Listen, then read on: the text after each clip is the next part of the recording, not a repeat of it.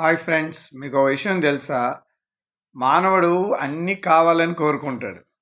మానవుడు ఏమనుకుంటాడంటే, మనిషి ఏమనుకుంటాడంటే అందరూ ఆయన ప్రేమించాలి, అందరూ ఆయనకి గిఫ్ట్లు ఇవ్వాలి, అందరూ ఆయనతో మాట్లాడాలి, అందరూ ఆయన వైపు చూడాలి, ఆయనకి ఇంపార్టెన్స్ ఇవ్వాలి అని ముఖ్యంగా ఆయన ప్రేమించాలని కోరుకుంటాడు.